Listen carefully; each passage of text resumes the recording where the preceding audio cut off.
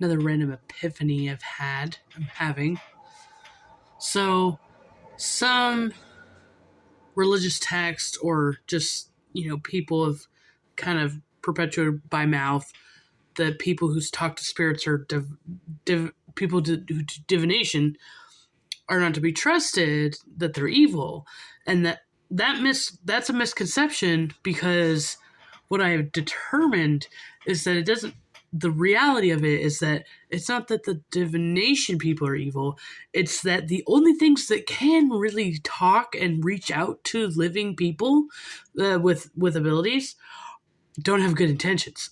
So predatorial spirits are the ones that dominate the conversation when they're making contact with living people.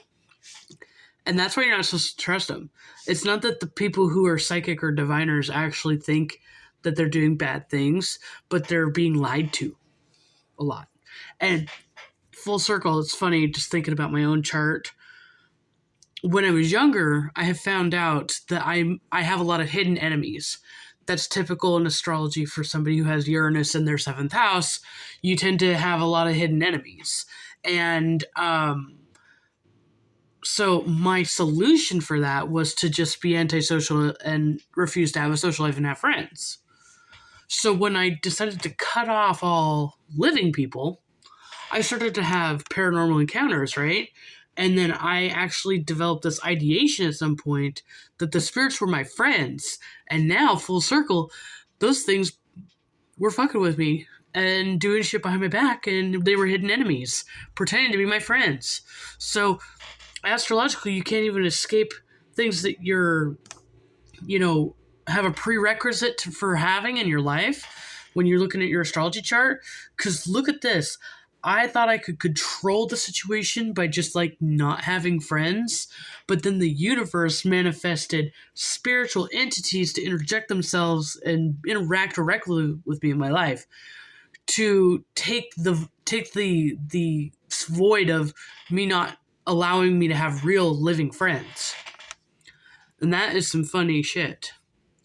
Also, just another, because I think back to how it's, divination's condemned, or psychics are seen as evil or whatever. And then even people who consult psychics, including even to me, sometimes things I say are almost right, but not always right. But there's always one weird detail that probably was really important that might be off. And it's because the things that talk to you don't have good intentions. And one of their favorite things to do is to make you codependent on them, but I'll give you enough information to validate and make you listen to them. But they also like to cause you as much stress and anguish and pain as possible. So they could tell you about some horrific, this is a great real life example. I've had them tell me before, warn me about some sort of horrific event happening, right? Tragic, bloody, horrible, scary, that I'm going to be scared.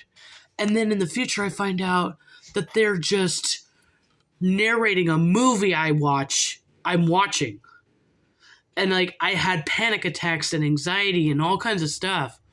Ideations, freaking out, worrying about them continuously and incessantly warning me about something that's going to scare me and it's scary. And then it turns out it's a movie. They knew that. But they did that. And at the same time, they're like, see, we know stuff, but nothing that's going to help you. Isn't that fucked up? P.S. One additional thought on that. So there are some psychics that say that they have a specialty with reaching out to the dead, reaching out to your loved ones. I'm not trying to insinuate that the people who are connecting with those dead are fakes, but that I think the things pretending to be the dead are not the dead. Is there some instances, I'm sure, where the dead can reach out? Of course. I mean, there's even customs where, you connect with your ancestors and all that. But The one thing that I have noticed is that when somebody dies and people really, are trying to find a way for closure and grieving, is that they feel like they're seeing spirits around and stuff. I have seen that happen numerous times with people, and I have personally even experienced that. And from my personal experiences and the people that I've talked to that have had these experiences as well, they're predatorial spirits, again, the same ones that, make up shit, pretending to be your dead relatives, so you'll kind of be okay with them being around, and the longer they're around, the more they, engulf themselves into your environment and then can feed off of you and all that. But I think back to the psychics that can picture like a dead person, their name and all that. I think that I used to think that those psychics were knew they were kind of just tapping into something and making something up.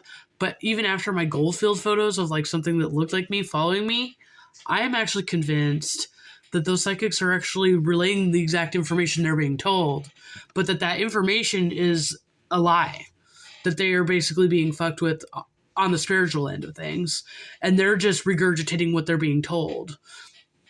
And I think that happens a lot.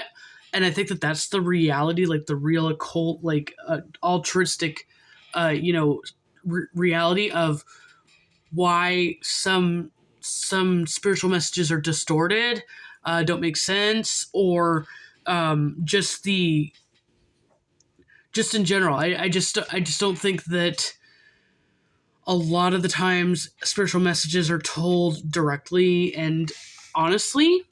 And, I'm not saying that all spiritual messages or all spiritual signs are bad. I just think that the quote unquote spirits that don't mean you any harm wouldn't have any interest in interacting with your life. It's the same kind of thing when you apply like another living person or another living thing to another living thing.